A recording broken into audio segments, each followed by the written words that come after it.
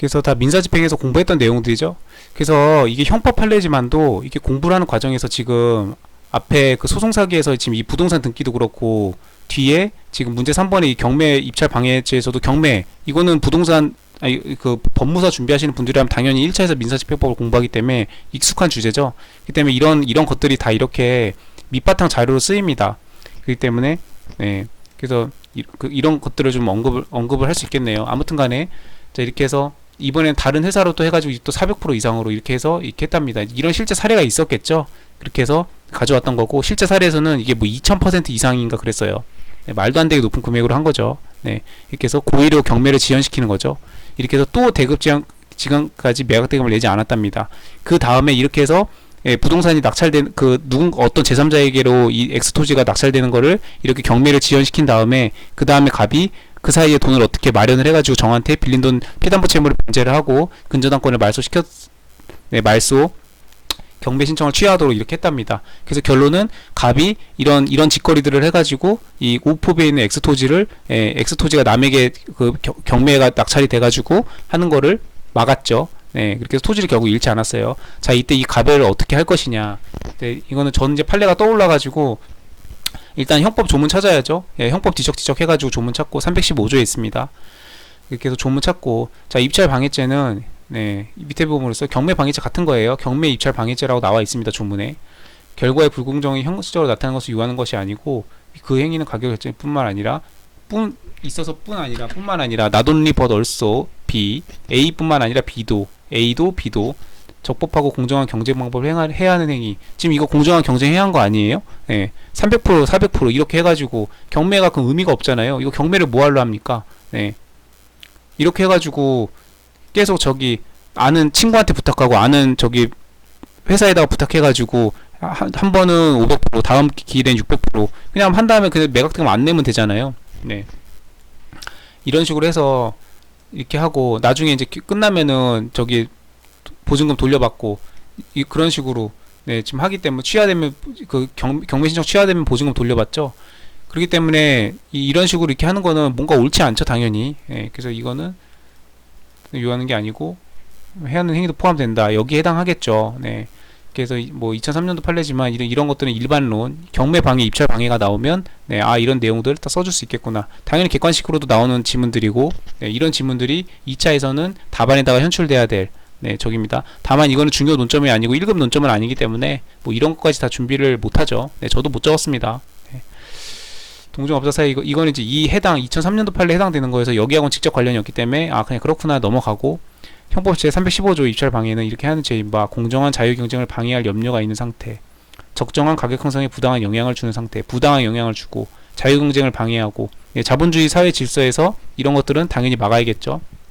그래서 공정거래위원회가 있고 네, 그 경제 검사라고 하죠. 공정거래위원회를 그런 식으로 경매 과정에서도 나라에서 진행하는 이 채권자를 보호하기 위해서 경매 절차가 있는 거잖아요. 네, 근데 이렇게 경매 절차가 제대로 진행이 안 되면 이 채권자가 저기에 손해를 보고 그 다음에 여기 또 이 토지를 낙찰받고 싶은 사람들이 네, 헛물 켜고 돌아가게 되죠.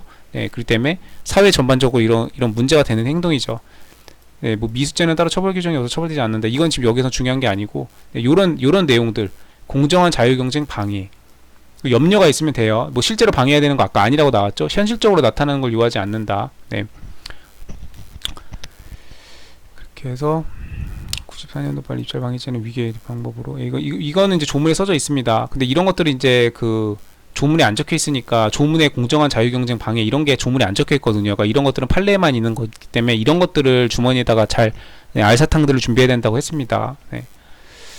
족한 것이지 현실적으로 결과가 발생할 필요는 없다. 이렇게 300% 400% 해가지고 실제로 낙찰을 뭐 매수 희망을 못 했는지 어쨌는지 그런 것들은 중요하지 않아요. 그냥 이 사람이 한 행동 자체가 이것만 놓고 봐도 충분히 300% 400% 말도 안 되죠. 지금 경매할 마음이 없는 거잖아요. 네, 그렇게 해서 이게 2023년도 최신 판례였네요. 이게 그래서 냈나 보네요. 네, 최신 판례였고 저도 이 판례를 봤던 기억이 나요. 네, 이거 아마 대법원 공보 판례였을 겁니다.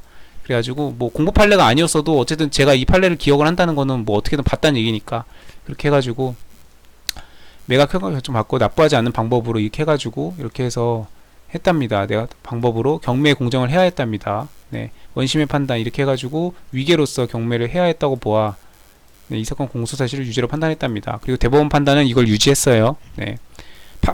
파기된 판결이 아닙니다. 네. 입찰 방해죄는 이렇게 해가지고 입찰을 공정하게 해야 하는 행위라는 거는 자유 경쟁을 방해할 염려. 네. 경매는 공정해야죠. 네. 경매 절차는 법원이 공정해야 되기 때문에 법원이 진행하고, 네. 그렇죠. 적법하고 공정하게 이렇게 해야 됩니다. 대법원의 판단. 위계 또는 위력. 이미 경매 이렇게 게시가 됐는데 매각되는 걸 저지할 의도로만 이 토지 잃기 싫으니까, 땅 있는 거 싫으니까 다른 사람들이 낙찰을 못하게 방해하는 거죠. 매수할 의사나 능력은 없어요. 없으면서 235% 내지 2253%. 네. 그러니까 감정가가 예를 들면 100원이면 22배, 네, 2200원에 입찰을 했다는 거예요. 예를 들면 1억짜리 토지가 나왔어요. 그러면은 막 7천만원, 8천만원에 싸게 살려고 하겠죠, 사람들이. 근데 감정가가 1억인데 22억으로 입찰을 했답니다. 예, 22억 5,300만원으로 입찰을 했대요. 그러면 당연히 이 사람이 최고가 매수인이 되겠죠. 누가 어떻게 가져가? 1억짜리 토지를 누가 22억을 주고 가져가요?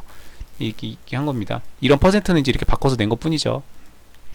이런 사실관계를 충분히 봐라. 네. 그래서 이 판례도 안 봐놨으면 뭐 이제 뭐 나름대로 적을 수는 있겠지만 이건 좀 비교적 쉽죠. 근데 답이 좀 보이는 적이었고, 네. 그래서 매각길마다 다른 사람으로 하여금 A 주식회사, B 주식회사 이렇게 해가지고 친구들한테 부탁해가지고 이렇게 해서 제 매각 절차에 전에 매수인은 매수 신청을 할 수 없도록 했죠. 네. 근데 저는 이 민사집행법 조문까지 일일이 뒤적거리면서, 왜냐면 형사소송법도 뒤에 풀어야 되잖아요. 그래가지고 이 민사집행법 조문까지 일일이 찾아서 여기다 쓰진 않았습니다. 쓰진 않았지만 내용은 알고 있죠. 민사집행법 공부를 했으니까. 제 매각 절차에서 전 매수인은 다음 제 매각 절차에서 매수 신청할 수 없죠. 네. 이렇게 해서 제3자는 한 번도 이렇게 받지 못해서 매각이 이루어지지 않았다. 이 사연은 지금 그대로죠. 그대로. 네. 도구하지 못하나, 그쵸? 보증금 돌려달라고 못합니다. 보증금 날리는 거죠. 근데 대신 경매 신청이 취하되면 그때는 네, 보증금 반환받을 수 있어요. 그렇게 해서 나중에 경매 신청 취하됐으니까 A도 여기 지금 여기 해서 보증금 묻어놨죠. 그 다음에 여기 B 주식회사도 여기 400% 이렇게 하면서 그 보증금, 네, 감정가의 10% 네, 묻어놨어요. 근데 이거 날리는 돈이냐? 안 날려요. 나중에 이거 임의경매 취하하면 다 돌려받습니다. 그래서 이걸 노리고 아무런 손해 없이 이 경매 절차를 지연시킬 수가 있으니까 이런 짓거리를 하는 거예요. 이제 경매에 관심 많으신 분들은 이런 거 무슨 말인지 빡빡 들어오죠. 그래서 비춰보면 매수할 의사나 능력 없이 지금 갑이 지금 이렇게 매수할 능력 없이 경매 절차를 지연할 목적으로, 왜?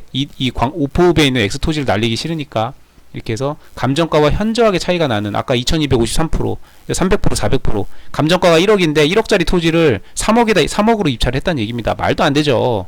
네, 지금 1억짜리 토지를 한 6천만원, 7천만원에 지금 경매로 싸게 살려고 지금 사람들이 입찰을 하는데 3억 원이 웬 말이에요.